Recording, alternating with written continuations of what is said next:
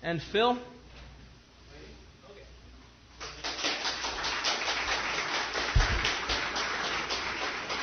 Okay. So we're going to try. Can you hear? What we're going to try to do with this panel is at least give people a flavor, because we'll be limited in time. We want to get everything in, of this idea of not just the American intellectual tradition, which Lincoln represents in a very interesting way, but the role of the individual in history. In a recent Fidelio, LaRouche had an article entitled "The Historic Individual." Now, I think there's some things we can reference here. By the way, I did talk briefly to Harley Schlanger down in Mexico, who sent his regards to all of those here who know him and others who will come to know him.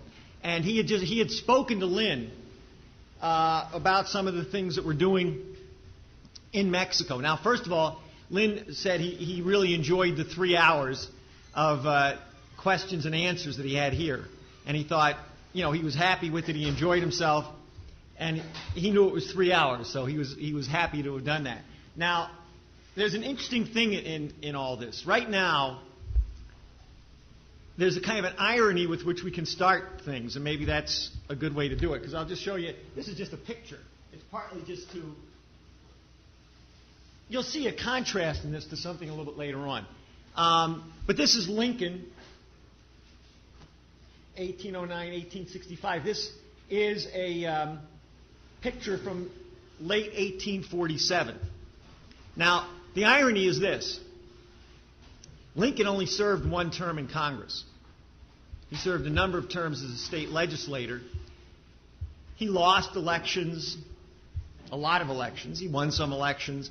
And they had different ways of doing things at that time. So there was actually a relatively high turnover in congressmen, sometimes by prearrangement. In other words, they would arrange to rotate amongst a group of people. And the group of people in Illinois were interesting. I'll just only have a chance to reference it. At any rate, Lincoln was essentially the leading congressman to oppose the war with Mexico. And he had something called the Spot Resolution, which you may find interesting. He gave a speech. Now, in part, what's relevant to also in this is he gave this speech as essentially an emissary or a representative of the faction in Congress led by John Quincy Adams. Now, John Quincy Adams had an interesting career. He was maybe in many ways, in terms of breadth of intellectual development, the best example of the American intellectual tradition. He was classically educated. He spent time in Europe early in his life. He was engaged in science, classical history. He was a philologist of sorts. And after he was the president, which a lot of people call the worst presidency in American history. He was president from 1825 to 29. Actually, this was a period of immense development in the United States. It was one of the few periods of the actual functioning of a national bank. And he introduced many of the ideas of protectionism, the early development of the rail system, all came under John Quincy Adams. Some of it was realized a little bit later, but the beginnings of it was under Adams. Adams was attacked by the populists. He was at loggerheads with Andrew Jackson, who was the head of the populists, the Democratic Party at the time. Actually, also, John Quincy Adams was one of the leading anti-slavery activists his entire life, as were most of the founding fathers. Now, that some of you should, because one of the themes we're going to hit here is the rotten, distorted, miserable view of history that most of you have gotten, if you've gotten anything on history. Because I think most of the problem is, when you say an historic individual, most people think, well, history, what's that? That's not important. We're now in the new modern phase, sort of like the new economy, where nothing counts but what we do. What went before was ancient and old, and what comes after we don't know, and history doesn't mean anything. In fact, of course, that's largely been a way of promoting things that are untrue about history. So, despite what you've been taught, most of the founding fathers opposed slavery. Some of them were the leading opponents of slavery at their time. Alexander Hamilton was the head of the Anti-Slavery Society. Ben Franklin was one of the leading figures in the anti-slavery movement. John Quincy Adams was probably the critical anti-slavery figure in the early part of the 19th century. And by that I mean anti-slavery. I don't mean qualified. These were people who were not in favor of colonization, etc. But there were some serious problems. They were not abolitionists. And this is a critical element in understanding Lincoln. At any rate, the important thing about Lincoln on this point is Lincoln opposed the Mexican War. It's an interesting reality. He was one of the few people who opposed the Mexican War. And he gave a speech on the floor of Congress where he said, "Show me the spot where the provocation occurred." Because without going into all the technical details, there was an incident where supposedly a couple of U.S. citizens were attacked by Mexican forces on the U.S. side of the border. Now, like what we've seen in the recent period, the likelihood, by all accounts, of the ensuing nearly 160 years is that this attack did not occur on American soil. This was not a violation of the American border, which was then used by a number of people, James Polk, who was the president at the time, and a whole bunch of what we would call today really Tories,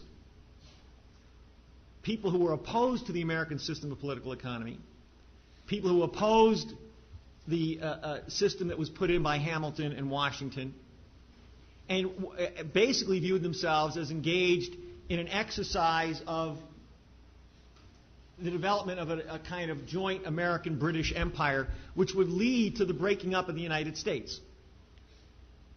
I mean, as you'll see later on, for example, what we're talking about now is not news. For example, we say there's no Goodniks. There's an operation, a junta, a coup in the administration.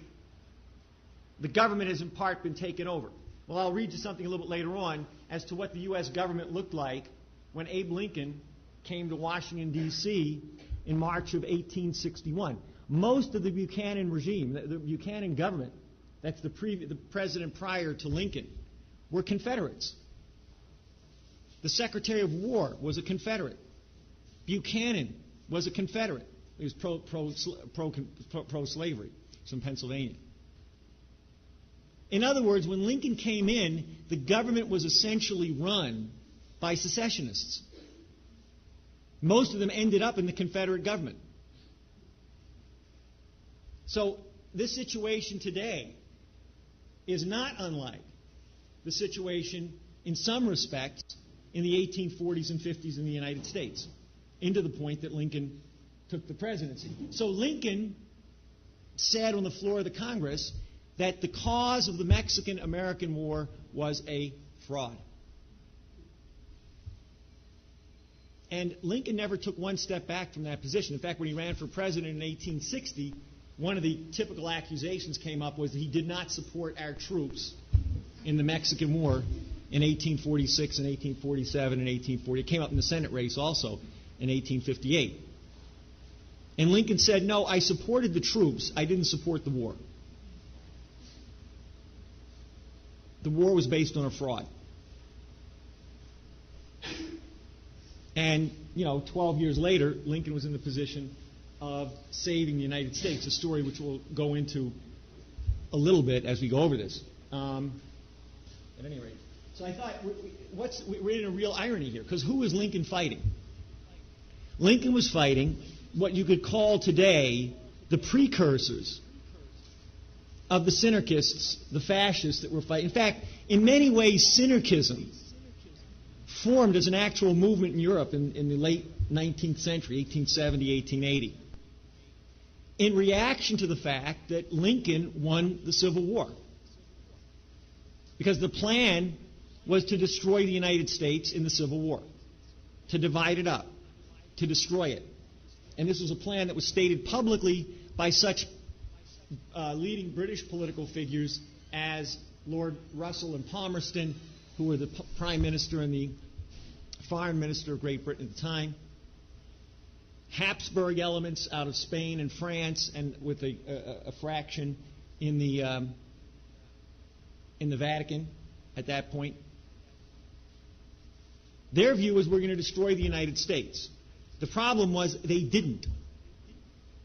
And one of the points I'll make is that the reason they didn't destroy the United States, the reason we're a contiguous 48 states as opposed to maybe 3 or 4 different countries if we even survived in that form, is because of one person,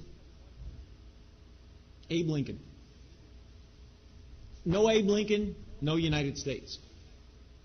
A similar point to the point that Lynn is making about Franklin Roosevelt a little bit later. And Roosevelt did see Lincoln as, in some sense, his example, his predecessor, as well as Hamilton and some of the founding fathers. No Lincoln, no United States. And I mean that down to the prosecution of the war itself.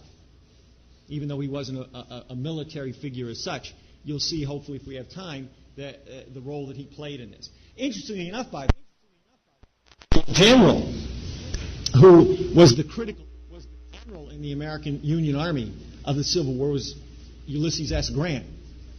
Grant fought in the Mexican War, as did almost all the significant military leaders on both sides in the Civil War. This was sort of their training ground. Grant opposed the war.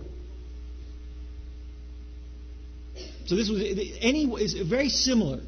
Anyone with a standard, traditional American system outlook on war, which is that war is always defensive, and it never has the purpose of conquest.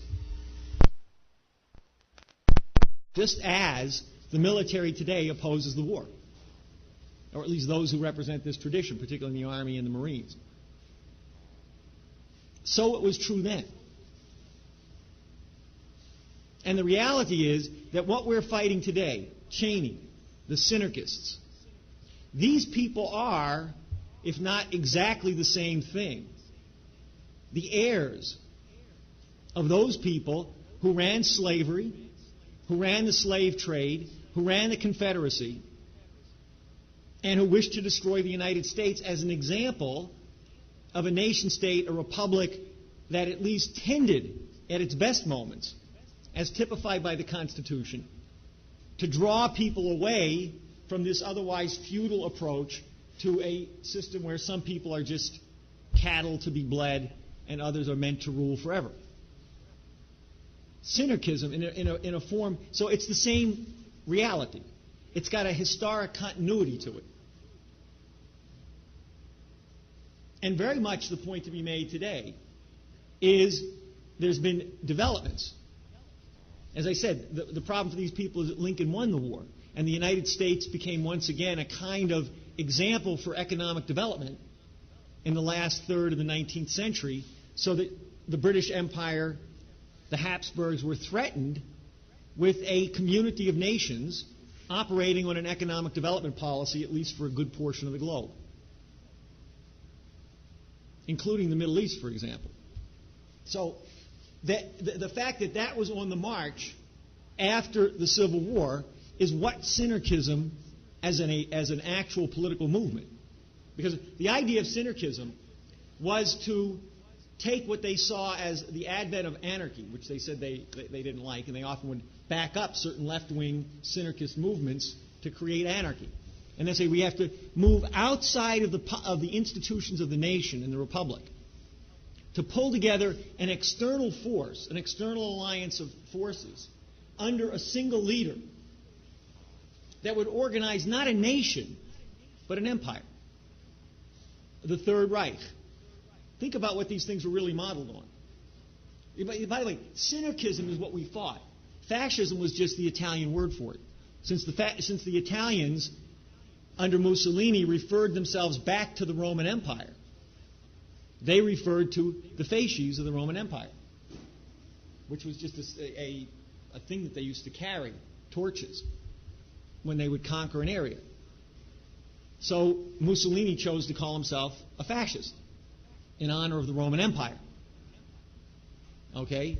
The Germans under Hitler called themselves National Socialists, but they were fascists. Franco in Spain called himself a Falangist. But they were all synarchists. They all believed in the rule above the nation and above the institutions of the nation. Which is why, for example, contrary to what people may think, Hitler ruled by decree for 12 years. There was never anything but emergency rule. In varying degrees, Mussolini ruled the same way in Italy. They were under constant executive decree under emergency. So synarchism, what we're fighting today, in various ways in the same form, is what was organized because of the failure to defeat the Union in the Civil War. Now, it's an important thing to realize, because look, what do we really have to realize on this? The essence of this question of the historic individual is very simple. Someone who is not afraid to go against popular opinion, whatever form it takes. Someone who doesn't run politics by the method of look at me. Aren't I lovable, votable, electable? It's like the actor, which Lynn has referenced on a number of occasions. The actor who often is supposed to be a great actor, but whose entire approach is look at me. I mean, some of this you get in the great American celebrity system, where what you really realize is the so-called great American actor is usually somebody who plays the same role in every movie themselves.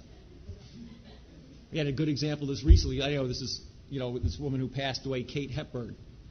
Okay? If you ever saw her, she always played the same part. She played Kate Hepburn. Now, it was charming and adorable at times. If you like that, I don't know. But, it was a long time ago. But it was the same role over and over again. The feisty, chin up, jaw out, and takes no prisoners, but a little bit soft inside, female. It's sort of like James Stewart. He always played the same guy. Except when he played the bunny that was invisible. Otherwise, or he played the guy next to him, right? All right? They play the same person over and over again. John Wayne, the great American celebrity. It's the same person over and over again. In fact, their fans would get angry if they actually acted. They'd say, well, I came here to see John Wayne. That's not John Wayne. He's playing a part. Right? It's the politician who says, look at me. What you're supposed to do is look at me. Look at me. It's, as I've referred to it, it's the I'm the little teapot syndrome.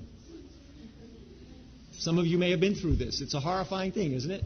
You walk down and your parents dress you up, and it usually happens to a little girl, but sometimes it happens to the boys, right?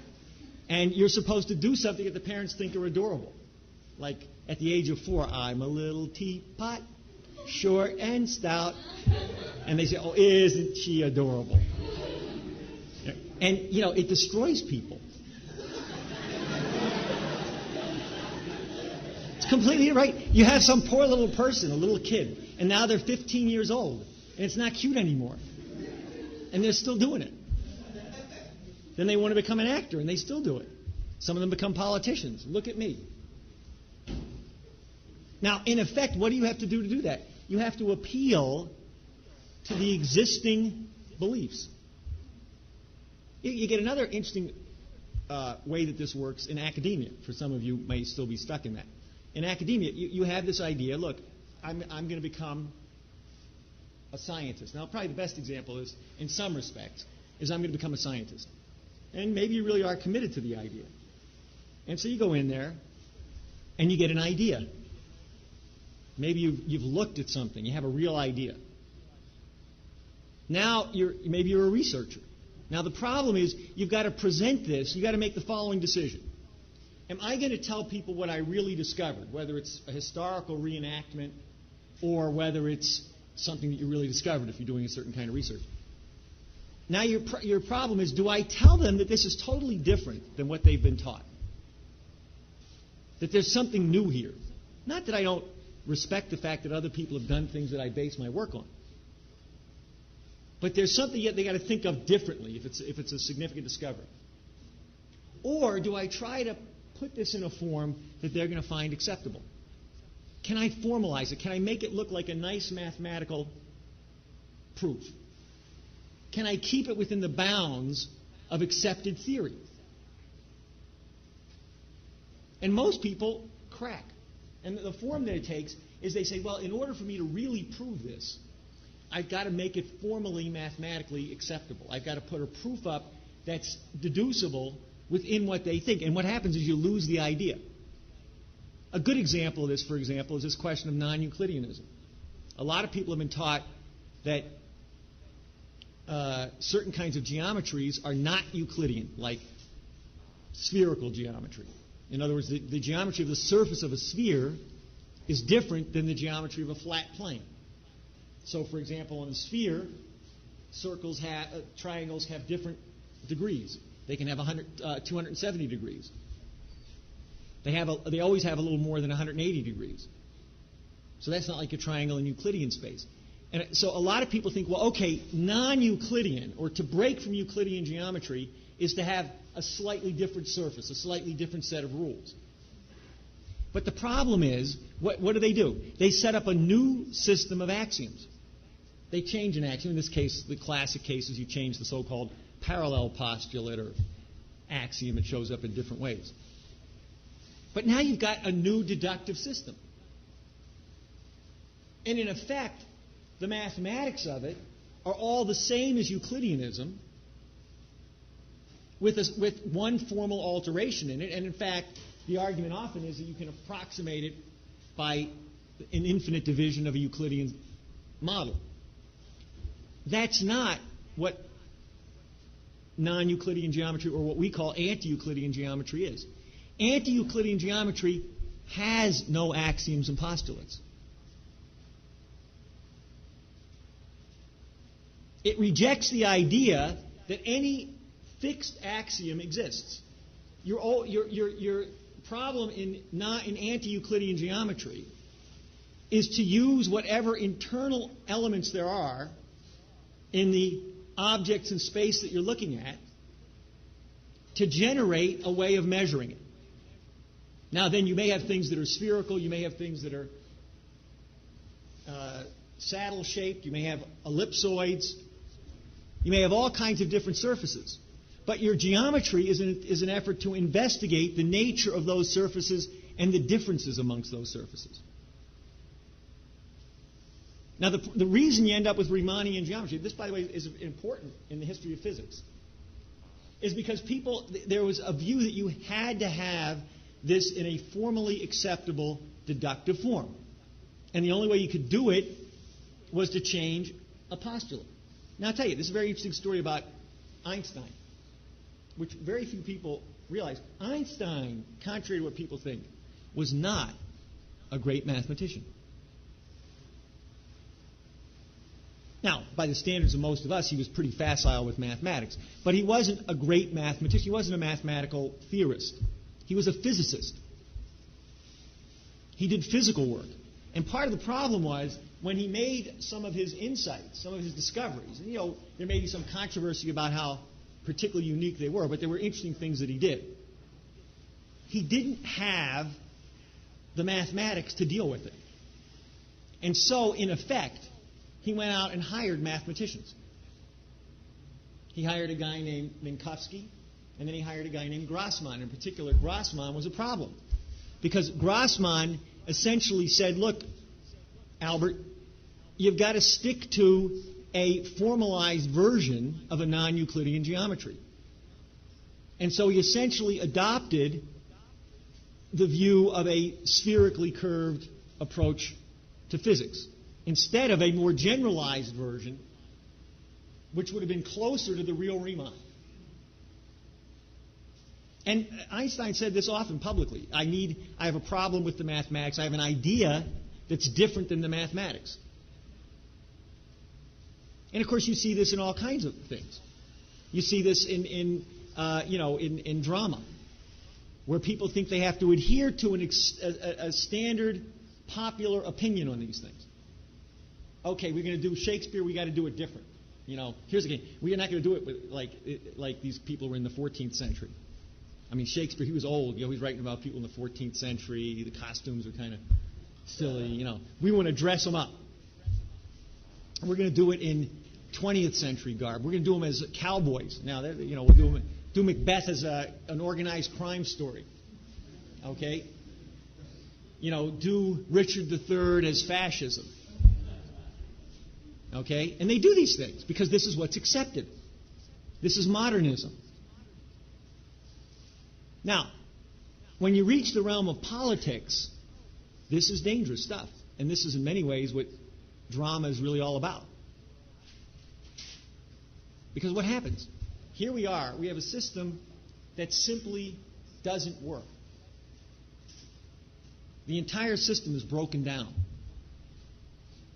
And the essence of the way human beings work, and this is this issue of noesis, what Vernadsky has demonstrated is it's the noetic element, the cognitive element of the human species, the generation of hypotheses that are then injected into the economy in the form of technology and increased productivity of labor, improvement in living standards and education. That's the way we solve political and economic crises. If you stick to only what's accepted, free trade, free-floating monetary values, worshiping money. Like the biggest confusion we have with people is, well, the stock market's going up. And you can argue, say, well, it's down 2,000 from before. Yeah, but it's going back up. I can make money. Unemployment's going up. People are being laid off. The entire manufacturing sector is shut down. Agriculture is shutting down. The state of California is bankrupt. Mexico's in greater poverty. Yeah, but the stock market is going up. Well, okay, eat it. Live in it. You can't do it. Here's you have where something that people think is axiomatically, socially unacceptable to disagree with. My peer group won't accept this. Or you take the question of environmentalism. Most environmentalism comes from the standpoint of accepting two things. One is the idea we can't do things anymore. We don't have the money, we can't invest. We've got to find some way to live within the entropic decline of the system. The fact the system is increasingly wasteful, increasingly destructive, therefore we have to reduce our consumption so that we don't destroy it any faster. The reductio ad absurdum of all of this kind of, no growth, limits to growth is eventually you're going to run out. There's no way around it. If you stay within a given order of science and technology, no matter how much you slow down your consumption, you're going to run out. So when you're down to eating 5 calories a day, running around with a twig on your covering your private parts up or something, and you're consuming almost nothing, you're still going to run out. The only way out is you have to develop something that changes the relationship to nature, that changes our ability to manage and control and develop resources. It's like the funniest thing in the world. The typical naturalist says, well, resources, and these things are taken as well. We have these resources and these resources. Well, you have a simple question. What was coal 500 years ago? It was a rock. It was dirt. It was useless. What was oil until the middle of the probably 140 years ago or so? If you had oil in your backyard, you were in deep trouble. It ruined your ability to grow anything. It muddied everything up. It decreased the value of your property. It was just dirt. It wasn't a resource. It was a resource only relative to the development of a given scientific knowledge. Then it became a resource. And in fact, if you look at these things, it often requires a whole complex development of a series of different sciences. Steam power, electromagnetism, all these things increase the value of a resource or something that wasn't even a resource before. Now, with this should tell you something. What then, take the case of science. What's the role, and this is something I think, again, that is taken away from people. Number one, you have to understand history. You didn't come from nowhere, like it or not. Your parents may say, I don't remember, but that doesn't mean you didn't come from nowhere. Okay? Because really, in that sense, other than the biological act, you're not simply a product of your parents. Your parents were themselves, the reason they might have done something like that was because of the counterculture. Or maybe just a bad night, but whatever. The reason they did it, maybe they were making up over something. I mean, who knows these things in the smallest. But the reason they act the way they do is they come out of a history. They come out of a society and a history. They were produced by something. Just like here we are, we're out in nature, right? This is really nature out here. There's very little here that wasn't produced by human intervention, including the trees. I doubt that this is a primeval forest. Most of these things are the product of human activity over time, just like the atmosphere, which people think of as this, pristine atmosphere. The atmosphere was created by biological organisms. The oceans were created in their present form by biological activity and increasingly by the activity of human beings. But that's a natural development. You wouldn't want to interfere in nature and stop humankind from doing what it does naturally. So you got to look at the interesting paradoxes in this. Now, how does scientific development occur? Scientific development occurs by the intervention of an individual who generates a hypothesis faced with some problem.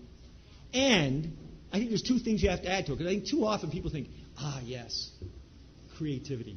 You discover something. You sit there and a wonderful idea comes to you, and a glow, comes, maybe a halo forms around your head. And you realize how wonderful you are, and everybody else realizes how wonderful you are. You've just had a wonderful idea. You're just warm from it. No, but you haven't done anything unless you do two connected things. First of all, you have to have the courage to test it out, because it might not be a very good hypothesis. So you have to put it to some test to demonstrate whether or not this really is a new universal principle or an effective application of a universal principle. Number two, you have to communicate it to other people. You have to fight for them to accept that idea, or nothing's going to happen with it. You might have to fight for new policies. I'll give you a good example, for example, which played a historic role. And he did fight for it. Da Vinci. Da Vinci's work, a lot of Da Vinci's work on machines, he knew that the problem that he had was he didn't have a power source. He understood how to create mechanisms largely based on various complex transcendental rotational functions. He knew that you would increase the power of the individual by the way in which you organized series of activities. So you would have rotational devices, water devices, and so on and so forth. But other than water mills, he said you need a power source. Everything else, and he knew this, 500 years ago, everything else isn't dense enough. Even water.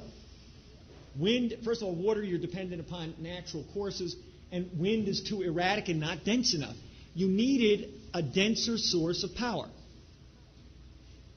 And so basically it was Da Vinci who asked that people work on some other source of power, which led to the development of the steam engine. And then a lot of Da Vinci's devices became useful. But he had to fight for the idea. You have to have the courage to break the existing political and other axioms. You have to lead people. And this is not a thing about, this is essentially a scientific principle. We're never going to not have leaders. The only thing that's going to change as we develop is that we will have more and more people, and perhaps the vast bulk, if not all of society, thinking of themselves as leading, as making necessary discoveries, as communicating difficult ideas that change people's behavior. Now, if everybody's doing that, sometimes you might do it to the other guy, sometimes he might do it to you. That's not a bad situation. That's actually a healthy situation because it means that leadership doesn't become a designated title or a property of some kind or other. It's something that's constantly demonstrated in your interaction with other human beings. It becomes essentially the social norm. Now, what we have today is a failure of leadership, a dearth of leadership, and in fact, a rejection of the idea of leadership. Now, the most important thing is if you say, for example, and this is, of course, what people around the so-called Frankfurt School and the kind of Herbert Marcuse, for those of you who might know that name, the kind of post-1960s idea that, or really they began it after World War II, the idea that if you believe that there's a way that you can discover truths about the universe and that this is important for the human species, you are an authoritarian. And you're about 3/4 of the way to being a fascist. And this has increasingly been the social standpoint, that if you say, look, how can you say that we need to change the economic policy? What does that mean? If you can't say that, what it really is enforcing in the most brutal way is the standards of accepted opinion. Once it's accepted that the American system is free trade and free enterprise and the deregulated market, and you say, well, wait a minute, I've been looking at this, and that's not true. That's just historically false. You say, well, no, I'm sorry, that is popular opinion. And if you say that you could figure something out that's against popular opinion, you are a fascist. Or you're crazy, one or the other. Because nobody goes against popular opinion. And yet, the essence of scientific discovery, the essence of communicating a new idea, is that you're doing something that most people are going to find at first sight a little strange, a little difficult, a little taxing. Now, it's one thing if people are taxed by it, but they're open to the idea of discussing it. It's another if you have the tyranny of public opinion. And the tragedy for most people, for most nations, the tragedy in a sense that led to the American exception. What happened in Europe? There was a struggle to form nation states. It failed. It largely failed in the broadest sense because of the religious wars, which were drawn together by a combination of the Habsburgs and Venice, that destroyed Europe for 130-odd years. In other words, Europe from 1511 to 1648 suffered virtually continuous religious warfare. And by this, I mean brutal warfare, where millions of people died. Not thousands. Millions. If you take the 30 Years' War from 1618 to 1648, up to a third of the German population, the German-speaking population, died as a consequence of either war or siege. That is, were either directly lost as combatants or starved to death or suffered disease, etc. Not unlike, by the way, if you want to know what's going on in Africa, it's a 30 Years' War that's been created by the forces Lynn was talking about. An intentional idea of ongoing, never-ending warfare, which decimates the population, leaves the raw materials open to be looted, and it's an intentional policy in the Congo, across the entire stretch from Sierra Leone, Liberia, the Ivory Coast, across what was formerly Zaire, now the Congo, the Democratic Republic of Congo, into the Rwanda-Burundi area. One of the densest areas of resources, strategic resources. Well, that was Europe in the middle of the 17th century. At a certain point, it was clear they did not, even though they ultimately resolved that in a certain way, they were unable to develop a nation. That is something that was built on the principle that the nation existed for the purposes of developing the qualities, the living standards, the educational standards of its own population. That's what we mean, the general welfare of the population. And so a number of people embarked upon the idea of creating a nation in the United States, in the English-speaking colonies.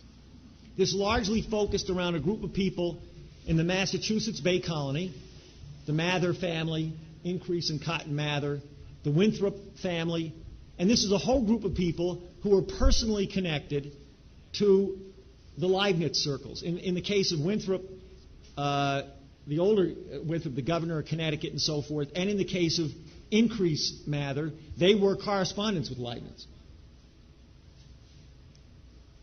And the idea was to create a nation in the United States. In fact, the first efforts at a republic on the North American continent was the Massachusetts Bay Colony in about the late 1670s, 1680s, somewhere in there. That was essentially crushed by something like a British currency board that ran the colonies and ran their financing. And this included various things. This included, what people have to really look at in American history, it also included the fact that the British and the French variously used the Native American Indians and incited various conflicts between the Native Americans and the colonists. So this didn't reach fruition until Franklin in the early 18th century. And Franklin developed a network of correspondents and political activists and scientists throughout Europe. He worked with people like Abraham Gotthold Kestner. He visited him. He worked with people around Kestner. He was in touch with people at Göttingen, who were essentially the place that created Gauss and Leibniz. And he developed around him a circle of people in the United States. Generally younger people, except Franklin himself. I mean, in a sense, Mather developed a youth movement of which Franklin was the leading youth. Franklin himself recruited a bunch of people who ultimately became the keys to the American Revolution. From Washington, who he recruited in the 1740s, who was a surveyor. This is an interesting theme, as people know. But at Washington, Hamilton a little bit later on. But if you look at these guys who were, let's say, the people around Franklin at the time of the American Revolution, 1776 to 83, most of them were relatively young men. Washington was in his 40s. Hamilton was 17. And most of the rest were somewhere in between. So this was what founded the American nation. And it was founded essentially in two documents, which were crafted in both cases largely by Franklin, but others took part in it. Now so when we talk about an American intellectual tradition, this isn't some special separate place. This is the tradition of the Florentine Renaissance. It is the tradition of the development of modern science, of Cusa, of Leibniz. This is what was brought to the shores of the United States. Now, this is, as we've said, and many people have heard this, but there's enough new. This is why the American Declaration of Independence does not say life, liberty, and property. Now, here's a good case of an anomaly. Here's a case where what you're told is, well, life, liberty, and the pursuit of happiness really means life, liberty, and property. Isn't that what you're told when you go to school? It was a flight of fantasy. It was a slip of the pen, a slip of the tongue. They meant life, liberty, and property. I don't know why they said that. Maybe they just liked it because it flowed off the tongue a little better. Okay, this was a debate because the South Carolina Constitution, which was written by John Locke at the end of the 18th century, says life, liberty, and property. It was essentially the document upon which the Confederate Constitution was based. And it says life, liberty, and property. That's John Locke's view. I won't go into the details. Leibniz held happiness, the pursuit of happiness, as the wisdom that a human being would use to bring justice to others, the benefit of the other. That's what Leibniz meant by the pursuit of happiness. And so, life, liberty, and the pursuit of happiness is, you might say, that 8 minutes of arc that tells you the difference between the American system and the British system. It's like that little difference in the orbit of Mars that told Kepler the orbits were elliptical and not circular. It's a little thing, but it's everything. And the American Declaration of Independence was based on the idea all men are created equal and have a right to pursue these things. The preamble of the Constitution states the purpose of the nation. The sovereignty of the nation, the perfect sovereignty of the nation, the general welfare of its population, i.e. its development, and that the nation is responsible to the future. So when Lynn says people stop thinking about the future, they become immoral, this is the fundamental principle of the American Constitution. You are responsible for future generations as far as you conceive your ability to do that.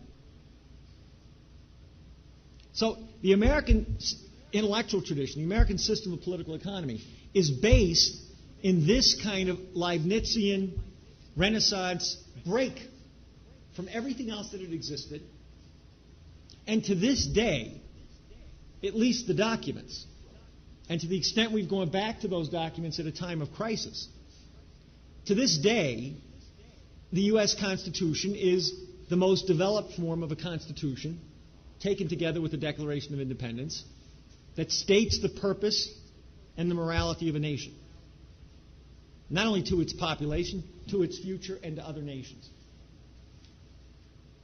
Now here's what you see. Here's where you have to be a historic individual.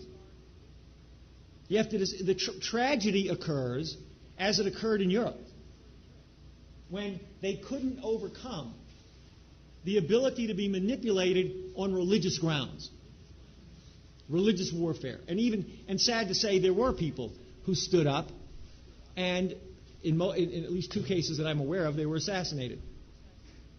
William the Silent of the Low Countries, the Netherlands, and Henry IV. Now, there are controversies about these guys, but at least minimally, they did think that perpetual religious warfare was a disaster for the European continent. So we had tragedy. Nothing was able to rise to the level of committing itself to the solution. Now, briefly put, what's a solution? A solution is a universal principle, a principle by which humanity must guide itself and act for. And I would think the idea of what Lynn was talking about, the emotion. See, here's the interesting thing. If your sense of personal identity is your ability to develop your powers for other human beings to progress, it means that your identity exists in your own ability to change through a comprehension of new ideas about man and nature. Now, if that's your sense of identity, what happens when you discover a principle that you understand is necessary for humanity to progress? Well then, since that's your sense of identity, you're impelled to act on it. You have a passion for that kind of thought object, for that kind of development. And frankly, you'll find yourself as committed to the proper view of geometry as you are to other questions that seem, let's say, to exist more in the moral realm. You find yourself moved to act as decisively on those things. Now, one of the things I want to do briefly, just to give people a sense of it, is look at the case of an individual whom you can pretty well prove. And I mean, I don't mean formally prove it, but you can prove it to I think, the court of history, as they say. Okay? was essential to human history. And he knew it. You know, there's always a little bit, people say, well, Lynn isn't the most modest guy in the world. It's true, but he would be untruthful were he modest. You might say he's very modest. Because given his importance, he perhaps takes himself a little too lightly.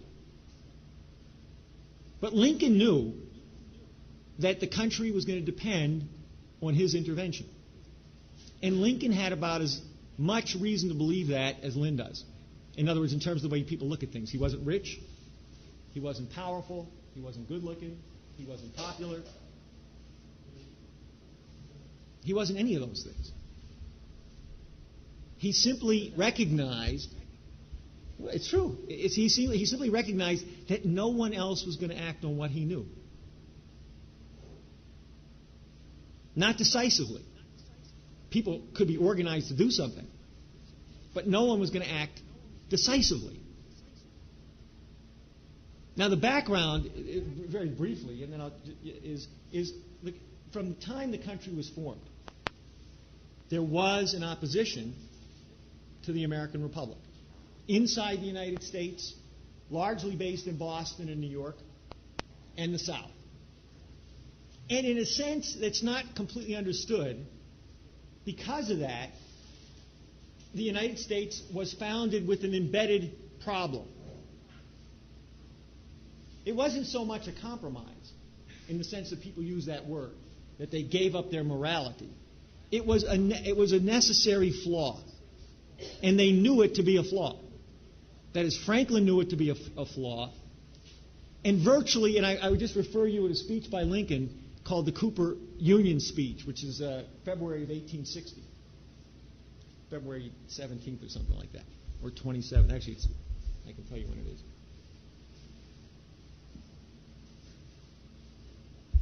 If I can, no, this won't take long. Yeah, it's February 27th, 1860. And in there, he basically goes through case by case, proving that the people who signed the Declaration of Independence and the Constitution were in the vast majority against slavery. Their problem was they couldn't defeat the British without Georgia and South Carolina. And the British knew that. That is, the British were prepared even after the victory at Yorkville. Their last hope was to organize a rearguard action that would utilize the weakness in Georgia and South Carolina, and also a lot of people they could recruit out of the mountain men and so on and so forth, and carry out enough of a harassing operation that the colonies would never come together as a nation. And economically and politically, they weren't strong enough to exist as just a grouping of New England states. So they crafted an agreement with Georgia and South Carolina. Even then, it barely passed.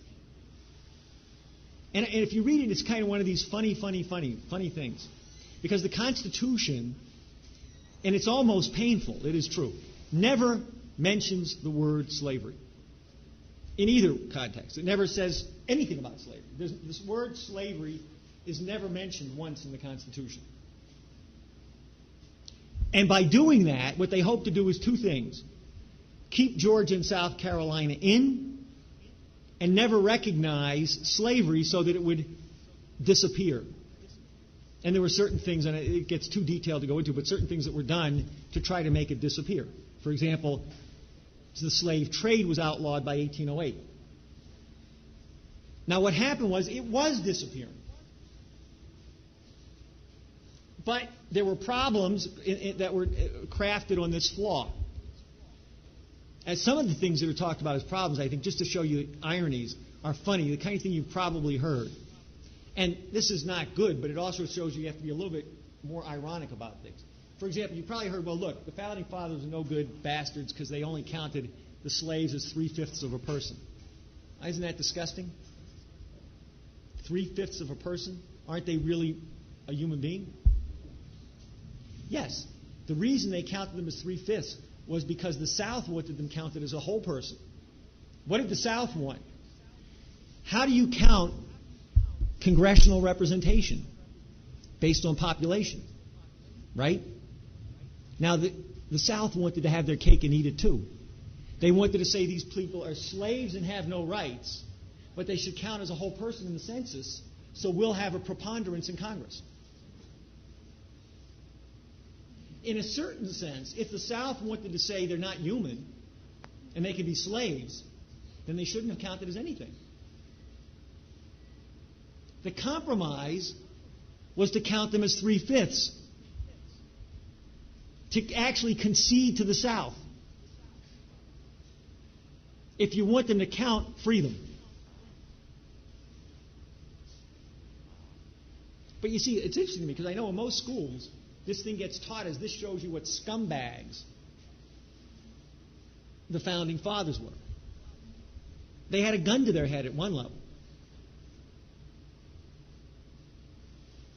Now, and in fact, that 3/5 even, you can document in a number of crucial votes in the 19th century, that 3/5 allowed the South to be a predominant power, even though it was a relatively small percentage of the population.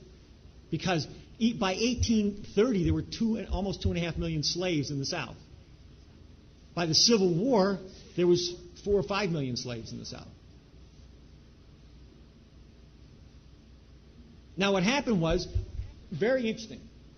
The British reintroduced the slave trade, increasingly making the South dependent on open and free trade with the British Empire.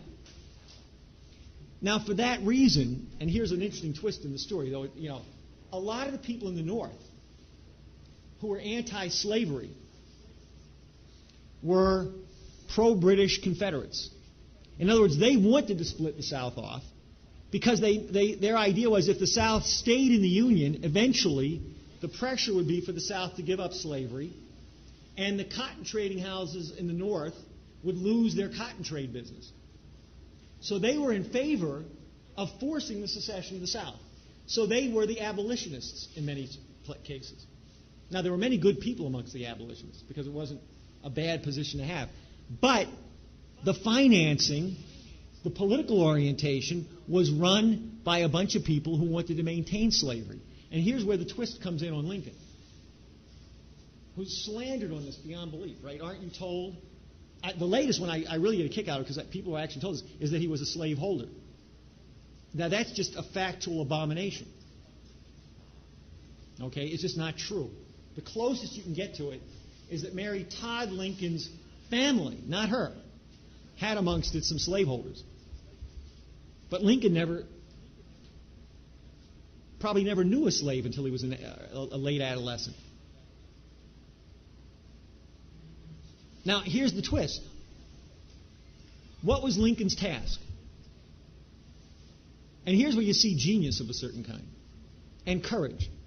Lincoln's task was to keep the Union together. And part of that task was the only way to end slavery was to keep the Union together. Not just the idea of keeping the Union together for itself, as Frederick Douglass ultimately conceded. Because Frederick Douglass started out being recruited by a bunch of abolitionists, but actually began to see the problems. And in part, he saw it with the famous case of John Brown. And I tell you, I'm going to nominate John Brown's Harper's Ferry raid as maybe the first Reichstag fire. Because that was a terrorist provocation to create a complete split in the United States. Now, what happened? Lincoln's view was correct. Lincoln's view was that if the Union broke apart, if you ended up with, let's say, a grouping of northeastern states, and look, the British had a map of this. The northeastern United States, the southern part of the United States, the upper reaches of the Mississippi, the upper northwest, and the southwest, and then Central America was supposed to be tied into some of this. Okay? The United States was supposed to be broken up into somewhere between 5 and 9 parts. Now, what would have happened on this? Well, probably everything almost, except for the Northeast and perhaps California and the Southwest, would have been slave states. Because the whole issue was to force slavery into Missouri, into Nebraska. And here's where you have to, again, some of you may know this, but I find the history is difficult for people. Probably many people don't realize what the United States looked like at different times.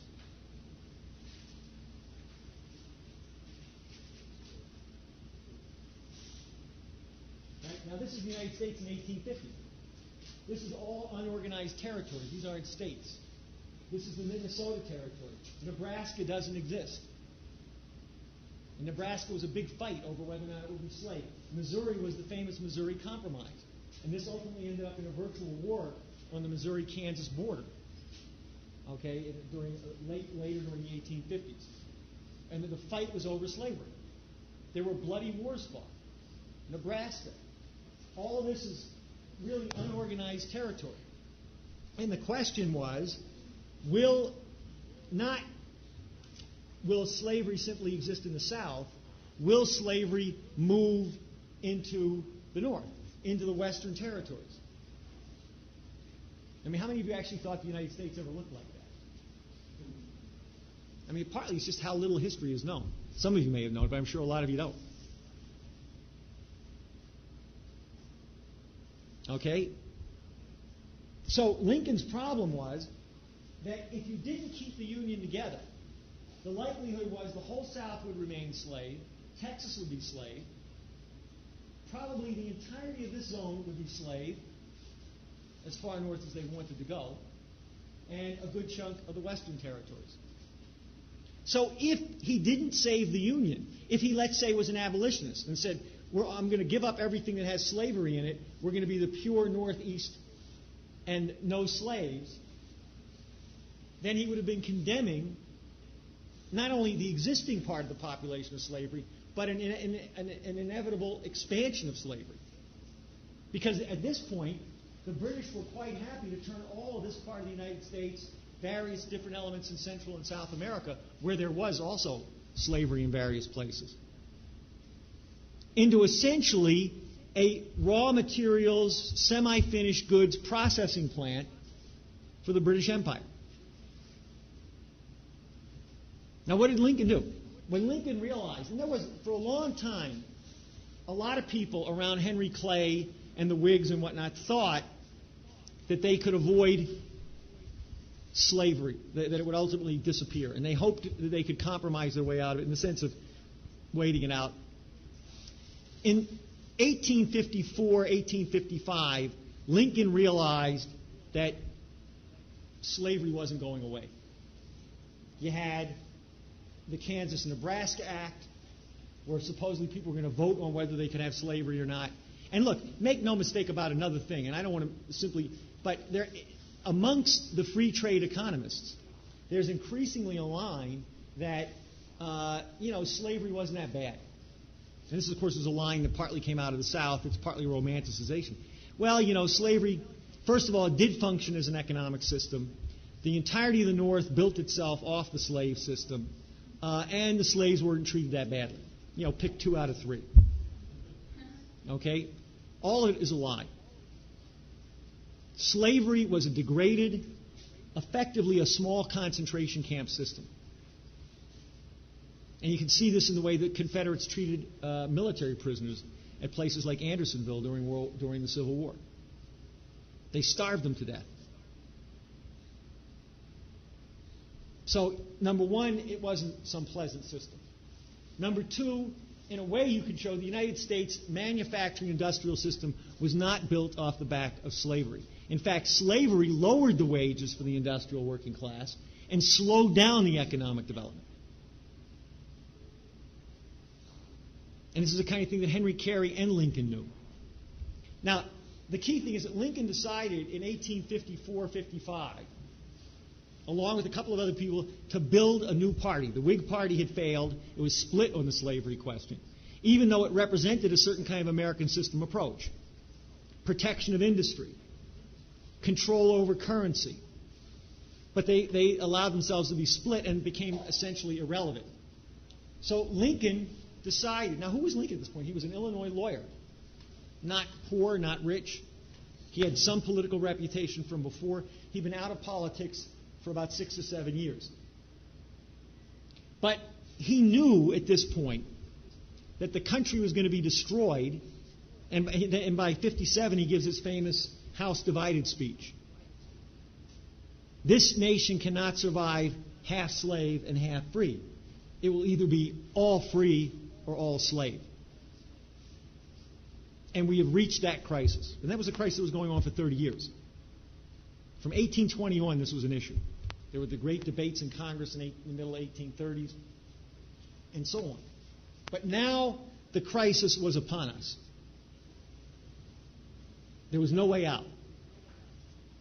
And so Lincoln determined to form a party that could keep the Union together, base itself on American system principles, i.e. internal improvements, rail systems, water systems, power systems, federally, centrally funded, with states involved in it, education, agriculture, and the whole thing, not just the little things that you saw. I'm going to run through this kind of quickly at this point.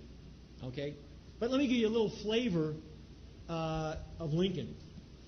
Although this is a little difficult because this thing's falling apart. But anyway. Because, he was raised in a log cabin, and it's true. There is some truth in it. He was poor. He was dirt poor. His mother died when he was 35, when she was 35 and he was 9 or something like that. His father was a farmer, didn't get along with his father too well by all accounts. And he had the equivalent of a formal education of maybe 12 months in a schoolhouse. Now, so this maybe can answer some of your questions about, not that we shouldn't go to schools, but what's really going on here? Well, what Lincoln was essentially, however, he was an associate of a bunch of people in Illinois a little bit later on who were Whig politicians, generally anti-slavery, but people who based themselves in the American system political economy.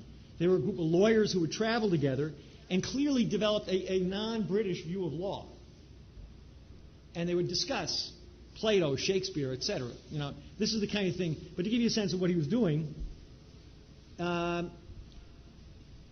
he now set himself resolutely, this is when he's about 17, I think, to learn to educate himself.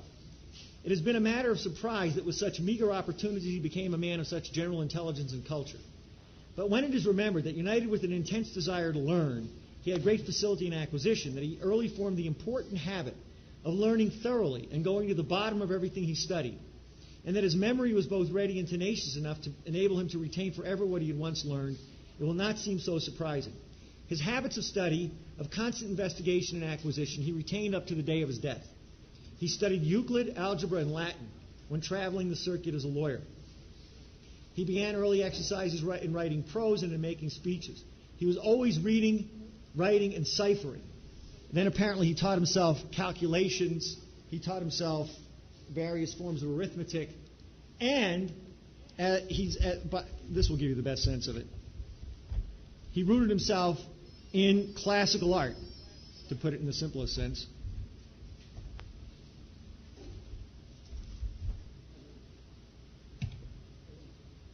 And this is just to give you a flavor of the kinds of things that Lynn talks about in the way you develop the mind and how the mind functions. He had a great, let's see. The two books which he read most were the Bible and Shakespeare. With these, he was perfectly familiar. And on the Bible, I think more of the the King James Version. That is, the poetic or classical quality of the Bible. He was not a churchgoer, for example. Probably almost never went to church. He was not really a religious person, but he had a tremendous knowledge of the truths embodied in the King James Version of the Bible. From the Bible, as has been seen before, he quoted frequently, and he read it daily, while Shakespeare was his constant companion. He took a copy with him almost always when traveling and read it at leisure moments. He had a great love for poetry and eloquence, and his taste and judgment were excellent. Next to Shakespeare among the poets was Burns. There was a lecture of his upon Burns full of favorite quotations and sound criticism. He sympathized thoroughly with the poem, "A Man's a Man for All That." He was fond of simple ballads, of simple old-fashioned sad and plaintive music. He loved to hear Scotch ballads sung in Negro melodies and camp meeting hymns. And when slaves and freed slaves would meet him, they would often sing spirituals. He recited and read works of poetry and eloquence with great simplicity, but with much expression and effect. When visiting the army, or on a journey on a steamer or by rail, as well as when at home, he would take up his copy of Shakespeare, and he would often read aloud to his companions. He would remark, quote, "What do you say now to a scene from Hamlet or Macbeth?" And then he would read aloud with the greatest pleasure scene after scene, and favorite passages never seeming to tire of the enjoyment. On the last Sunday of his life, as he was on the steamer returning from his visit to Richmond and City Point, he read aloud many extracts from Shakespeare. He read among other passages the following from Macbeth. "Duncan is in his grave. After life's fitful fever, he sleeps well. Treason has done his worst. Nor steel, nor poison, malice domestic, foreign levy, nothing can touch him further." So it's also at cabinet meetings, because he had a very contentious cabinet, he would read Shakespeare. He would have them sit and read sections of Shakespeare, which were clearly meant to get them to see what they were doing. And again, this is a guy with a formal education that might amount to, 12 months. Now, to get a sense of a couple other quick things, just to give you, and maybe I'll just use one. He has, since I'm running, he has something which I've read before, so I don't want to call it Inventions and Discoveries, where he just says, look, the critical quality of mankind is their ability to invent and discover. That's what distinguishes mankind from any other animal. If I get it. Yeah, because I think this is not the kind of thing people think about Lincoln. They think of him either as kind of Uncle Abe or whatever, or folksy, and and so on, or as just a practical politician, right? We have heard all of young America. He is the most current youth of the age. Some think him conceited and arrogant, but has he not reason to entertain a rather extensive opinion of himself? Is he not the inventor and owner of the present and sole hope of the future? Men and things everywhere are ministering unto him. This is the second lecture. Anyway, so I'm not going to bother reading it. He says in another one of these speeches that the qualitative distinction between man and the animal is the ability to invent and discover. But here's one I think that goes to something even sharper when we talk about the American system and the axioms that people believe in. We're a capitalist culture. We're a free enterprise culture, free trade, deregulated, right? Isn't this supposed to be America? Well, here's the 16th President of the United States. After talking about the development of agriculture through technology and science, he says, "The world is agreed that labor is the source from which human wants are mainly supplied. There is no dispute upon this point. From this point, however, men immediately diverge. Much disputation is maintained as the best way of applying and controlling the labor element. By some it is assumed that labor is available only in connection with capital, that nobody labors unless somebody else owning capital somehow, by the use of that capital, induces him to do it. Having assumed this, they proceed to consider whether it is best the capital shall hire laborers and thus induce them to work by their own consent, or buy them and drive them to it without their consent. Having proceeded so far, they naturally conclude that all laborers are necessarily hired. Laborers are slaves. They further assume that whoever is once hired as a laborer is fatally fixed in that condition for life, and thence again that his condition is as bad or worse than that of a slave. But that is the mudsill theory. Another class of reasoners hold the opinion there is no such relation between capital and labor as assumed, and there is no such thing as a free man being fatally fixed for life in the condition of a hired laborer. And then he goes on to say, he talks about education and the priority of labor over capital. That's essentially the American system of political economy. Scientific technological development, the priority of the well-being of labor and the population. Now, what did Lincoln really do? What is the actual outcome of what Lincoln did? It's not just the issue of slavery in the war. And I won't go through a bunch of these things, but the fact is that Lincoln created the basis for the expansion of American agriculture, industry, and so forth, for example. And part of it was the logistics of the war. That's a speech he gave to an agricultural convention in Wisconsin in September of 1958. This is the logistics of the Union Army, the building of the railroads. This is, and I'll give you 2 cents of this because it's important. This is an example of the USS Monitor, one of the first effective battleships, ironclad battleships.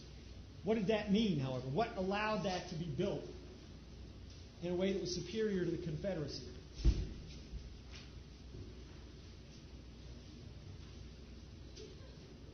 Right? Forging and steel plants, machine working plants, drilling presses. This is all the vast development under Lincoln. This all was based on the greenback policy, the American system of political economy. Now, there's more. The whole agricultural school system came together under Lincoln. The land grant schools, Texas agriculture and mining, Arkansas agriculture and mining, Iowa State. This all came out of Lincoln's land grant policy during the war because he brought in scientists. He brought in Justus Liebig to advance U.S. agricultural development. We were working then with people coming out of some of the schools in Germany and other places, von Humboldt. This was the vast development out of the U.S. Union development. This is what essentially was meant to be the Reconstruction policy of Lincoln after the war. The development of the South, something that really didn't happen until Franklin Roosevelt, because of something not unlike the Southern strategy that Lynn referenced, the destruction, the turn of the South back to essentially a slave economy. Now, the last point I'll make is that Lincoln was also the strategist of the war. Lincoln knew how he wanted the war fought. He knew what the outcome should be. He had people in the North who were recalcitrant, who wanted a compromise, like McClellan, the general. Others, almost the entirety of everybody he appointed, up to Grant and Sherman, wanted to compromise, wanted to win a few battles, and ultimately come to some kind of armistice with the South. The South actually had a way to win. All they had to do was hold out. If they could hold out, they could win the war. And the British and the French supported the South. In fact, when the South had a battleship called USS Alabama that was trying to break a blockade in the Atlantic, she was accompanied by a British warship. Ultimately, the Alabama was sunk by a Union battleship. But they actually accompanied Confederate ships. And in this case, there's a wonderful thing because there's a painting by Manet of the battle between the USS Alabama and the USS Kearsarge, which has the British ship in the background. Okay? So the idea was hold out and get recognition from the European powers. Now, it's interesting. I'll mention this is a biography written by a guy named Arnold in 1887 who was a congressman under Lincoln. And when you read this, you see that it's a world that, Arnold, for example, says, look, I never hated the British that much, like some of my fellow Americans. But they were complete scumbags in the war. They wanted the Confederates to win. They were waiting for victory. The headline of the London Times, when South Carolina succeeded, "A Republic No More." Okay? This was so the South merely had to hold out. And Lincoln knew that. He knew, in this sense, you needed total victory. You had to destroy the Confederate ability to fight. He had to destroy the Confederate army. So this was the battle he had with Meade after Gettysburg. Meade had won. Lee had overstretched himself in a desperate effort. And Lincoln said, get him. You hold the enemy in the palm of your hand, close it. And Meade said, well, maybe tomorrow. And maybe the next day. And Lincoln sent him a letter, which was in its own way scathing because he had to hold back a little bit. because, Meade had won the war, the Battle of Gettysburg, and it was a turning point. So Lincoln had to say, boy, you did a great job, but man, did you mess it up. You could have ended the war then. And so Lincoln was the only one who knew what the stakes were, who was committed to it, and finally got a couple of guys who would do the job, Grant and Sherman. And they had qualities of their own, but they would tell you themselves. Grant said, without Lincoln, there was no Grant and Sherman. And yet, his whole point was he wanted to have a reconstruction.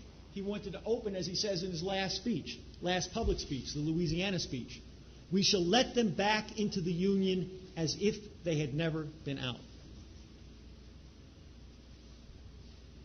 And that's an American intellectual tradition. That's an American system approach. No hatred. And, of course, you have the famous second inaugural.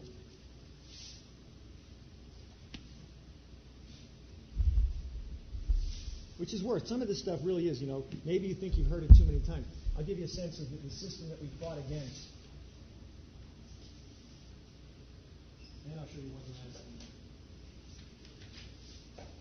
thing. This is the economics that today professors at the University of Chicago support. They say this was really an efficient system.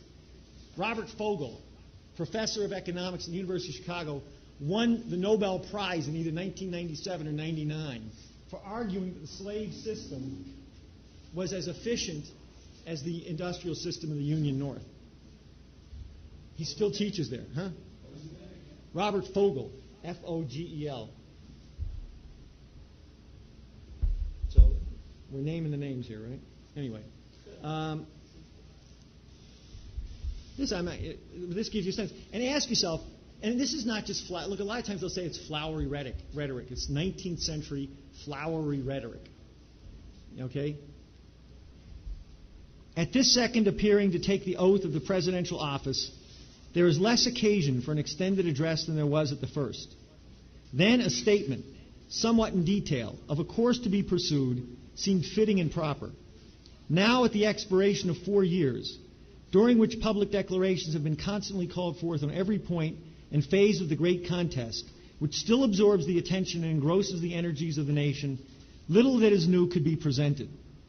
The progress of our arms, upon which all else chiefly depends, is as well known to the public as to myself, and it is, I trust, reasonably satisfactory and encouraging to all. With high hope for the future, no prediction in regard to it is ventured.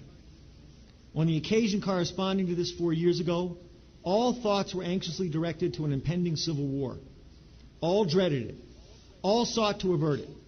While the inaugural address was being delivered from this place, devoted altogether to saving the Union without war, insurgent agents were in the city, seeking to destroy it without war, seeking to dissolve the Union and divide effects by negotiations. Both parties deprecated war, but one of them would make war rather than let the nation survive, and the other would accept war rather than let it perish. And the war came. 1/8 of the whole population were colored slaves, not distributed generally over the Union, but localized in the southern part of it. These slaves constituted a peculiar and powerful interest. All knew that this interest was, somehow, the cause of the war. To strengthen, perpetuate, and extend this interest was the object for which the insurgents would rend the Union, even by war. For which the even by war, while the government claimed no right to do more than to restrict the territorial enlargement of it. Neither party expected for the war the magnitude or the duration which it has already attained. Neither anticipated that the cause of the conflict might cease, with or even before the conflict should cease. Each looked for an easier triumph, and as a result, less fundamental and astounding. Both read the same Bible and pray to the same God, and each invokes his aid against the other. It may seem strange that any men should dare to ask a just God's assistance in wringing their bread from the sweat of other men's faces. But let us judge not that we be not judged. The prayers of both could not be answered. That of neither has been fully answered. The Almighty has his own purposes. Woe unto the world because of offenses. For it must needs be that offenses come. But woe to that man by whom the offense cometh. If we shall suppose that American slavery is one of those offenses, which in the providence of God must needs come, but which having continued through his appointed time, he now wills to remove, and that he gives to both North and South this terrible war, as the woe due to those by whom the offense came, shall we discern therein any departure from those divine attributes which the believers in a living God always ascribe to him? Fondly do we hope, fervently do we pray, that this mighty scourge of war may speedily pass away. Yet, if God wills that it continue, until all the wealth piled by the bondman's 250 years of unrequited toil shall be sunk, and until every drop of blood drawn with a lash shall be paid by another drawn with a sword, as was said 3,000 years ago, so it must be said, the judgments of the Lord are true and righteous altogether. With malice toward none, with charity for all, with firmness in the right as God gives us to see the right, let us strive on to finish the work we are in, to bind up the nation's wounds, to care for him who shall have borne the battle, and for his widow and his orphan, to do all which may achieve and cherish a just and a lasting peace among ourselves and with all nations. Now, I don't think you're going to hear anything like that in complexity. Because if you listen to it, he doesn't say the North had been free of fault. He accepts that. And he says, now, having done this, and remember, 620,000 people were killed in the war. Frankly, to this moment, the total number of deaths in World War I, World War II, Korea, Vietnam, and everything else is less than we lost in the Civil War. And much of what we still see, this kind of insanity, this Southern strategy, or as I said to you, this kind of idea that we had a coup, is as true today as it was then. Who was in? As I pointed out to you, you had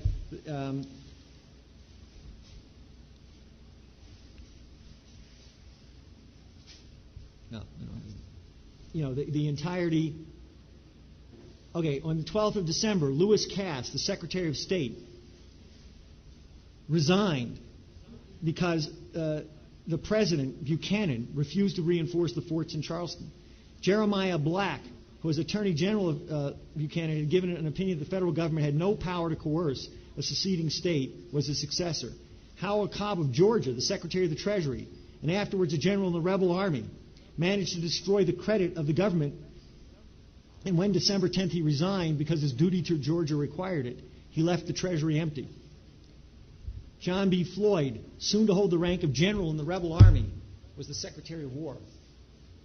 So the Secretary of Defense, the Secretary of State, and the Treasury were all Confederates.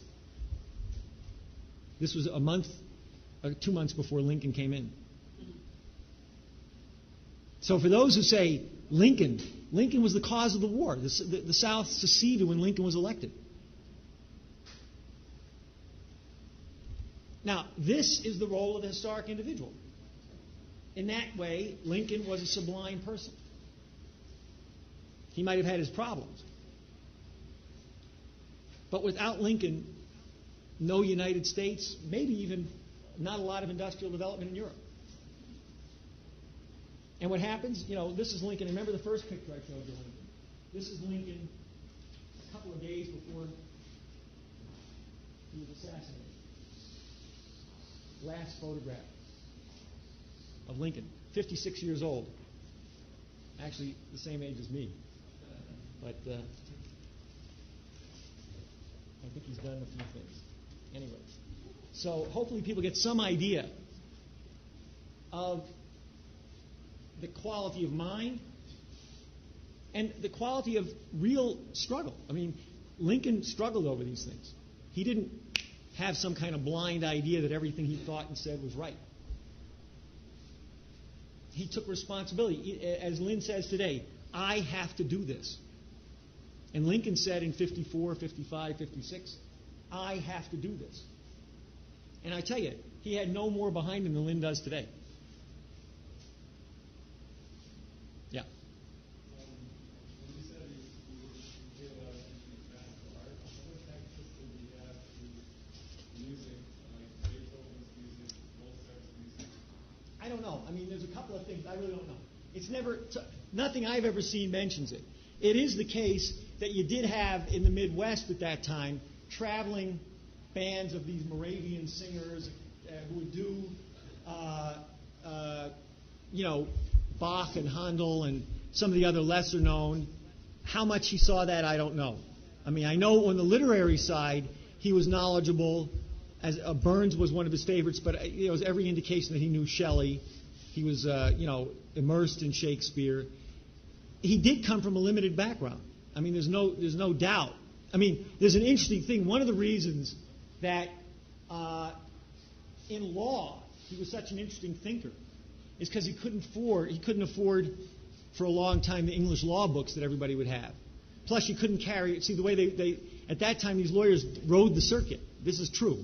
In other words, what they would do is they'd get on horseback and the judge would come and he would travel the counties, right? And the lawyers would have to follow the judge. Otherwise, there was no work to do. Okay? So he would be out riding the circuit with a couple of law books in his saddlebags. You couldn't carry a law library with you. And most of these little towns and county seats didn't have law libraries. So they operated much more on a basis of a kind of natural law principle of working through, principles from the Constitution or philosophical outlook and what little they knew about common law, which they did know some.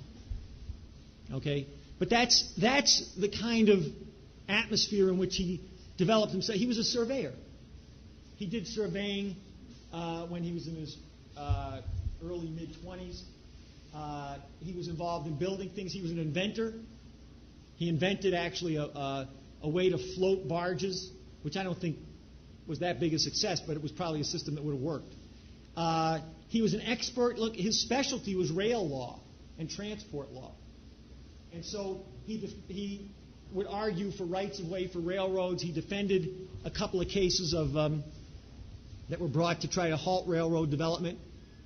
That was most of the kind of law: patent law, rail law. I mean, his law practice was he was immersed in things that were tied to infrastructure, scientific development, and I mean, he handled a few criminal cases and things like that. But he has an interesting letter attacking lawyers who are just after money. He said law is a real profession. It's a real philosophical outlook. It's a real responsibility, not some clever way. In effect, he's attacking ambulance-chasing shysters, though they didn't have the word then. So what he knew on the music, what I know is what this guy Arnold said. I've seen no other reference. The only other reference is in his own works, where he talks about meeting in the White House, in particular with these black ministers who would come sometimes with some of the congregants, and they would serenade him with Negro hymns and spirituals. That's what they were called then. But his other knowledge or capability, I mean, there was a culture of music in the United States then, largely around the upright piano and things like that. But I can't say for sure what he did other than what I just read. How did he beat like the racist Confederate and become the United States? How did he beat the racist Confederates and become the president of the United States? How did he do it? Yeah. There's an interesting way. He did it without the Confederacy. How did he become president given that you had the racist? Here, I'll show you something interesting. Just to show you how divided the country was and how much he wanted, on the one hand, to bind it up, but was not afraid to deal with the problem. This is I pointed, here it is. Well, yeah, here. This is the election of 1860. Okay? Now what you got to get is this. These are the states that Lincoln won. Not a single state in the South.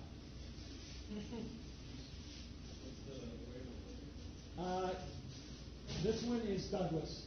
Stephen Douglas ended up winning only 2 states. The Democratic Party split in two. Breckinridge ran for the one part and Douglas for the second part. So Lincoln did not win over the Confederacy.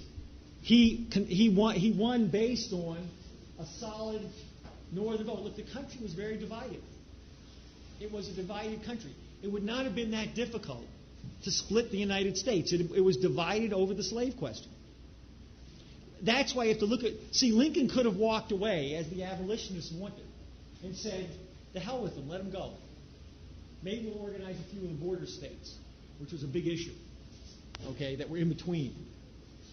Also in terms of slavery. For example, Virginia is a very funny state. Virginia, people didn't own slaves on plantations. They bred slaves. Virginia was the slave breeding state, okay, because you couldn't import slaves. See, in fact, in 1808, the importation of slaves was made illegal. And the idea was the slave population would just slowly die out. Not the best way, but that was the idea. Then what happened was, as the slave business increased in the 1820s and 30s, slavery was on the decline between 1800 and 1814 in actual numbers. Huh? Yeah. The cotton's in, and also the agreement with Britain on turning the cotton economy over. Okay? And they marched people into Mississippi and Louisiana and Alabama, and they began to breed slaves in Virginia. That was the society. So in a certain sense, in one way, it's to Lincoln's credit that he won nothing in the South. But it also shows you how divided the country was. And the British idea was, we can destroy the United States from within. The Synarchists, the French the same way, the Habsburgs the same way. The United States was the enemy of feudal oligarchical forces, and known to be such. I wish I had, and I know I've taken more than I should, to get across. This is exactly, psychologically, not in terms of a parallel, but when you take a guy like Lynn who says, you take the situation like here, he says, I'm going to do something about it. Do you ask yourself how much power you have, how practical it is? No, the first thing is decide you're going to do something about it. Then figure out how to do it. The pragmatist says, I'll only do those things that will succeed. And so therefore you only do things that popular opinion accepts. Lincoln, remember, the famous Lincoln-Douglas debates, which were the basis for Lincoln's presidency, he lost the election. Half of Illinois was pro-South.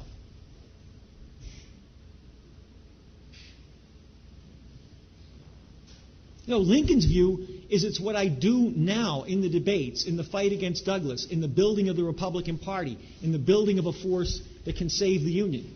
It wasn't about the 1858 election. Frankly, I think the 1858 debates was Lincoln's strategy for pulling the Republican Party together and winning the election. Yeah. No, they weren't secessionists. Their line, and of course, the abolitionists were a broader thing, which is kind of, you have to get more. It's interesting to me, the abolitionists were largely a religious movement. They were very much coherent with the some of what we call today the Bible Belt, even, at least in the Midwest and upstate New York. Now, I think some of them were decent people who were just against slavery. There's no two ways about it, okay? But they began to take a kind of absolutist position. Now, some of it's called immediatist, that wasn't itself the biggest deal. But it was an absolute position. Their view was, because we move to end slavery now, the South secedes, let them go, then we're freed of the sin. And in a sense, many of them were more worried about the purity of their, eternal soul than they were about the condition of people of the slaves in the South. And so they were willing to tolerate the idea, as Frederick Douglass points out, which is always, this you have to hammer away at, because it's Douglass that says this, not Lincoln. Lincoln says it, but Douglass agrees, and Douglass actually brings the point out. He says, look, the problem is, were we to go with the abolitionists, everybody in the South would remain a slave. We wouldn't liberate the slaves. It wouldn't emancipate. It would emancipate a very few people. And so they weren't overtly secessionists. But their position was, I'm talking now about the extreme abolitionists, better to have nothing to do with the South and let it go than to be tainted with the sin of the South. And that's why Lincoln is often portrayed as a somewhat tortured person, because anybody in that situation, one of the most horrible things was, I hate this stuff. You know, one of the lines on Lincoln is that he was a depressive. You have all these psychological studies. There's two things. One is the Marfan syndrome, which is supposedly a physiological condition that causes depression. Okay? And the other is just that he was a depressed guy. Now, some of this is because he had a bad marriage. Some of it because he had a melancholy past. He never got over his mother's death. He never got over a failed romance. And the evidence that they use is that he had gloomy moods. Gloomy moods. He was, he would go and visit him sometimes instead of being this wisecracking, barrel-jumping, hick from the backwoods of Illinois. He would be upset. He would say, "My God, the war is draining. We're not necessarily." Look, he faced the fact that we weren't winning the war. We had a bunch of generals who weren't winning the war. He had to go in. He had no military. He had a little military background. He had to organize the generals. In 1864, before the election, he wrote a letter to one of his supporters in Illinois. I think it was the governor of Indiana or Illinois, Mortimer or something like that, Morton. Anyway, he wrote this letter, and he says, "At present, I will lose the election." 1864. July. I will lose the election because we still haven't closed the door. People are getting tired of the war. And we have to prepare for that. I have to begin to work with the likely winner, McClellan, who he had fired as the general, to do my best, even with McClellan, to save the Union. And the only thing that happened was, Sherman's march on Atlanta. Because in what was it? I think I may have the dates wrong, but I think it was September of 1864, Atlanta fell. And that was the heart of the South. And that gave Lincoln the victory. And he knew it. And from that point on, it was, the hammer and the anvil, Sherman through Savannah, up through the South, and, Grant into Virginia.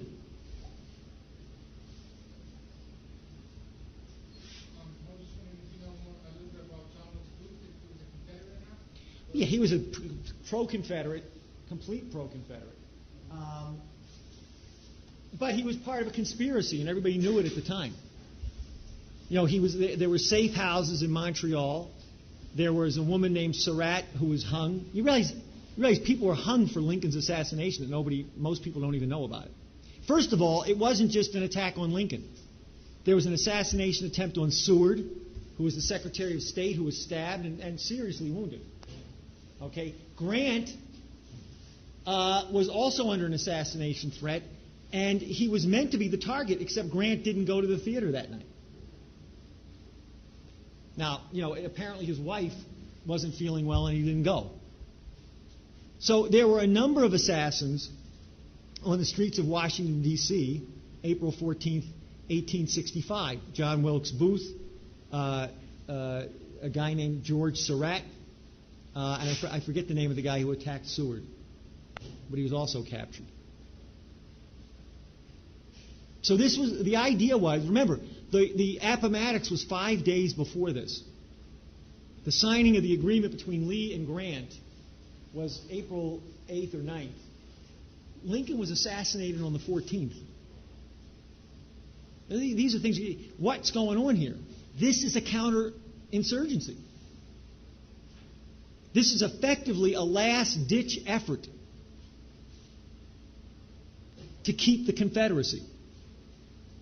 It was a failed attempt. It was in the sense that it couldn't win. But the idea was to strike a blow at the Union, and they did. At one level, it's not unlike putting Truman in for Wallace, because while things were done in the aftermath of Lincoln's assassination, on the one hand, without Lincoln, no United States, no industrial development.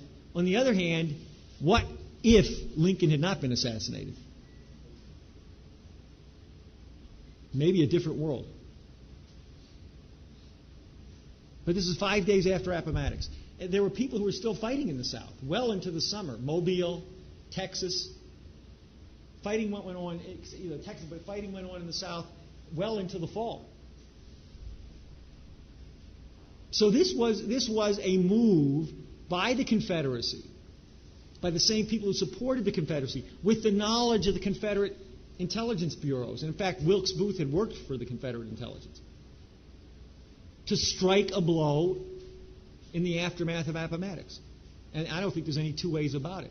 The idea that this was John Wilkes Booth on his own is an absurdity. I mean, in this case, a factual absurdity. You have to disconnect the attack on Seward from the attack on Lincoln and treat them as two separate events. Yeah.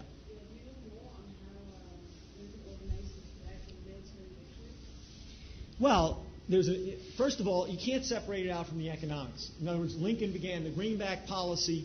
It was essentially an effort to reinstitute a national currency basis.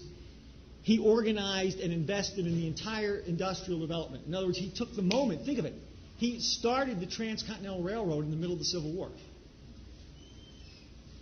Okay? He continued rail development. Vast amounts were invested in steel, in iron forges, and steel plants, and shipbuilding. It wasn't unlike World War II. Vast new technologies were introduced.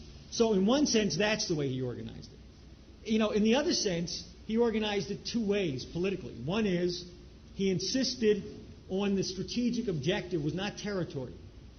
It was destroying the Confederate ability to fight. And so what he really did was he finally found Grant and Sherman. And when he found Grant and Sherman, he said, finally, I have a general who wants to fight. And Sherman was certainly a superior military organizer and thinker. And in that case, he turned them loose. He said, do what you will.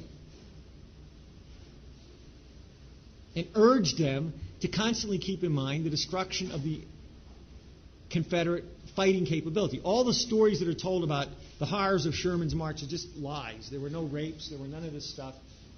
He basically did a fairly clean job, but he destroyed the Confederate infrastructure because he destroyed their ability to ship equipment, ship goods. Atlanta was the main supply base for the entire Confederate Army. It was the main rail center. So he destroyed it. They would take rail track,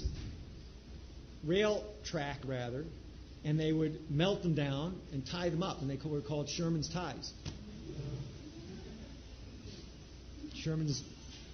Okay? So those are sometimes the things that you have to do. But this was a defensive war. It was not a war that the Union started, brought upon itself, and partly Lincoln had the problem of organizing them to win the war.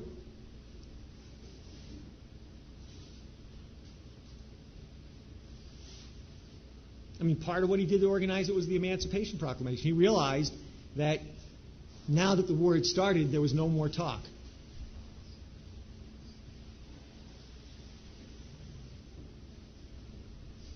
It seems to me that they did the same thing with Lincoln by getting rid of Hannibal as president that they did with FDR getting rid of Wallace. Yeah, it's a similar thing, bringing Johnson in, yeah. I think it's similar.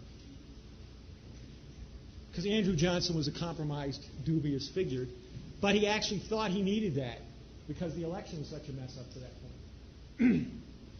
And these guys insisted on Johnson. Yeah.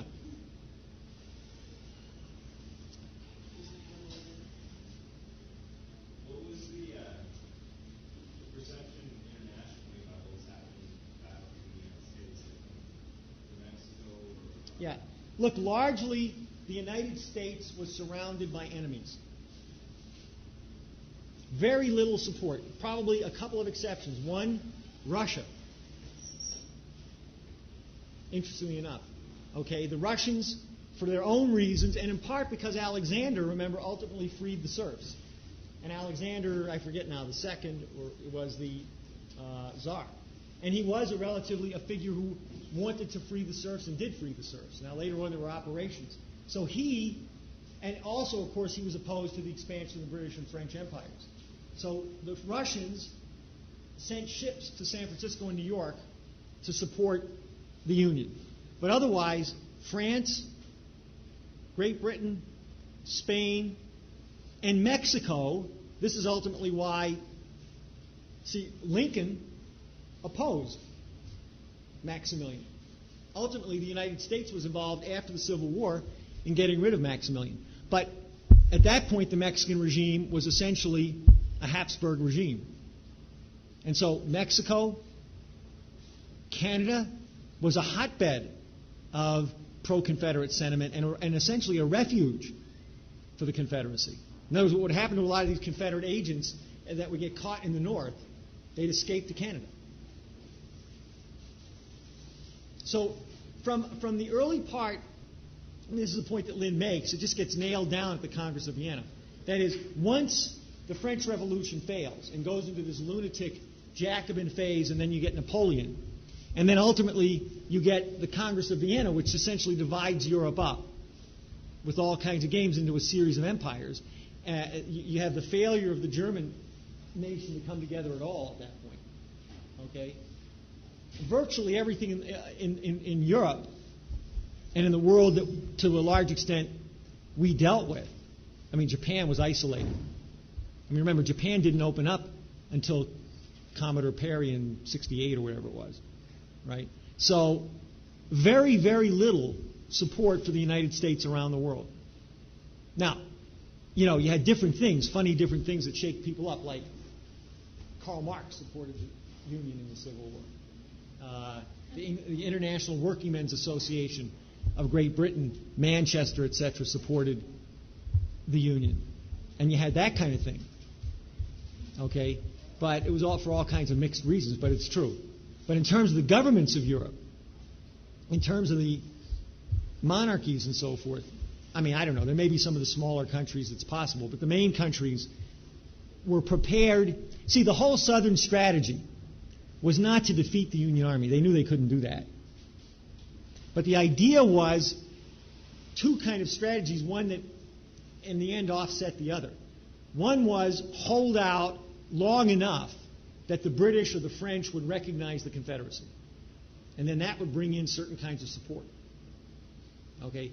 The other was, which Lee was prone to, and in a way it was good that he was prone to it. It made things easier, was Lee was prone to flights forward.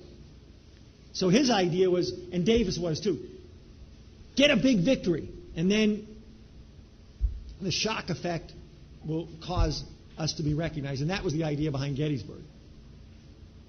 The idea in Gettysburg was not to occupy the North. But the idea in Gettysburg was to strike so deeply into the North that it would have a shock effect in the Union and globally, and that maybe the British would recognize it. So, generally, the United States was surrounded. The United States was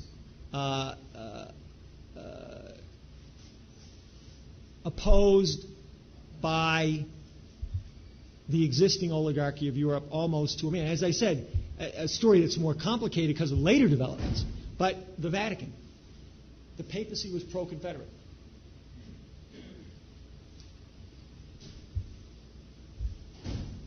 Not as a stated policy.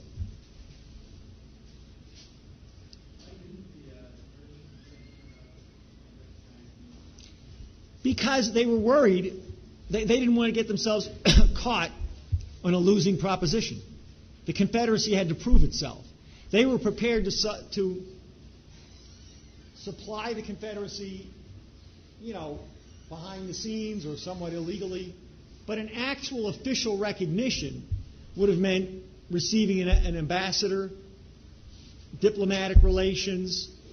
It would have meant putting themselves on the side of the Confederacy, and it would have meant that they risked being politically and militarily embarrassed. So they didn't want to take that. They weren't sure of themselves. But they were damn happy to hope for it. Yeah. Okay. That's it.